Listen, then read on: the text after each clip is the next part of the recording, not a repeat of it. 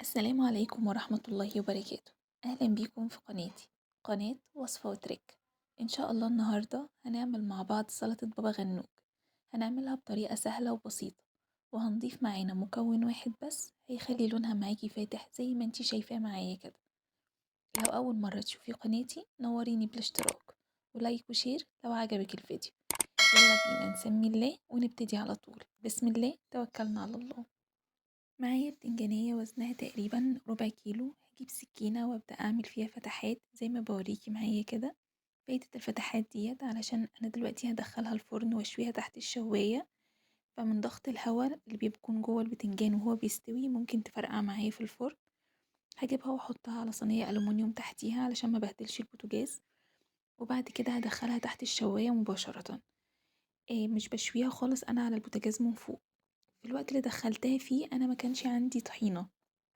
حطيت معايا معلقتين سمسم في طاسة وهديت عليهم النار وبدأت أحمص فيهم. أنا مش عايزة لونهم يتغير، أنا بس عايزة أسخنهم كويس علشان لما أجي أطحنهم يطلعوا معايا المادة الزيت بتاع السمسم أسرع ما هما بينطحنوا وهما باردين.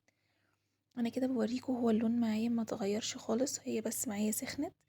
في الوقت دوت كانت البتنجان معايا اتشوى، وقعد في تحت الشواية تقريبا تلت ساعة 10 دقايق على الناحية دي وقلبته 10 دقايق على الناحية التانية لغاية لما طلعت معايا واستوت زي ما انتوا شايفينها معايا بالظبط. هبدأ بقى دلوقتي أحضر معايا الطحينة بسرعة. معلقتين السمسم حطيتهم في المطحنة وهطحنهم لغاية لما يعني طلعوا الزيت بتاعهم زي ما انتوا شايفين معايا كده. بعد كده هضيف لهم تقريبا 3 معالق من الزيت وارجع اضربهم تاني لغاية برضو ما ينطحنوا معايا كده. هنا بقى في المرحلة ديت انتي المفروض تاخدي الطحينة برا وتضربيها ب3 أو 4 معالق مية، بس انا بما اني كده كنت شغالة في المطحنة فضفتهم معايا جوه المطحنة وهرجع اضربهم تاني. وكده بقى لون الطحينة معايا بقى لون فاتح خالص زي ما انتوا شايفين. البتنجانة بقى دلوقتي بقت هادية معايا شوية ان انا اقدر اتحكم فيها وامسكها. هي على عكس ما كانت لسه طالعة من الفرن كانت سخنة ومكنتش هقدر امسكها خالص، يدوب بس شلت الجزء اللي فوق وهفتحها معاكم وهوريكم قد ايه هي مستوية. يعني هي ما شاء الله هي قعدت بس تلت ساعة زي ما بقولك، ما اتأخرتش معايا في الفرن عن كده. هنبدأ بقى دلوقتي نطلعها من القشرة وعلى قد ما نقدر نحاول ان احنا ما ناخدش من الاسمر بتاع القشرة واحنا بنشيلها. هي ما شاء الله مجرد بس ما انتي بدأتي تحركي فيها المعلقة كده وتشيلي منها هتلاقيها بكل سهولة طلعت معاكي لان هي استوت كويس جدا معاكي في الفرن.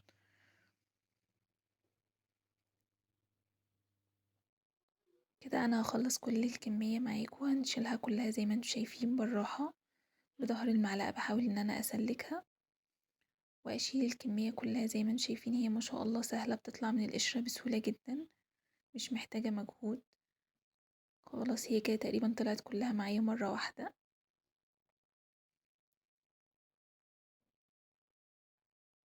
وما شاء الله السوا بتاعها كان كويس جدا.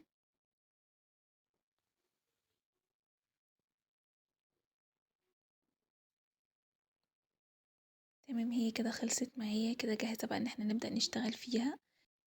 هحضر معايا الكبة وهحط فيها سلاح الطحن العادي، وبعد كده هجهز معايا قرن من الفلفل الأخضر. هنا براحتك انتي عايزة تقطعيه على ايديكي حتت صغيرة، عايزة تحطيه في الكبة دي حاجة ترجعلك. انا بحبه حتت صغيرة فهطحنه معاكم دلوقتي في الكبة. بعد كده هجيب بقى البتنجان نفسه واحطه برضو معايا في الكبة، بس هبدأ اضربه ضرب تقطيع، مش هشغل عليه الكبة مرة واحدة. يعني هعمل ضغطة واشيل ايدي، ضغطة واشيل ايدي. انتي في المرحلة ديت عايزة تستخدمي الكبة زي ما بقولك براحتك، ممكن مش عايزة بضهر شوكة وتبدأي تهرسي في البتنجان معاكي. المهم ان هو يكون عبارة عن قطع ما يبقاش حتت كبيرة. هنفضيه في بولة وبعد كده هنحط عليه 2 أو 3 فصين من الثوم.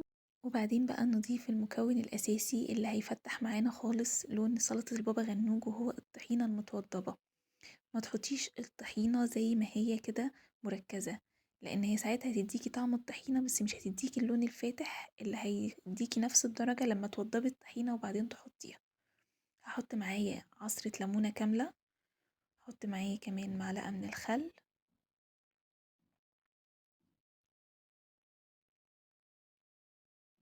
هحط معايا معلقة صغيرة من الملح ونص معلقة من الكمون.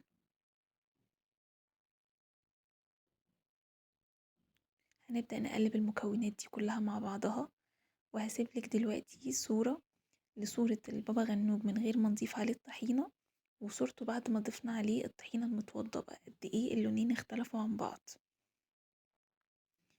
علشان كده بقولك ما تحطيش الطحينة وهي لسه من غير ما تتوضب، لانها ساعتها مش هتديكي نفس النتيجة اللي انتي هتشوفيها دلوقتي.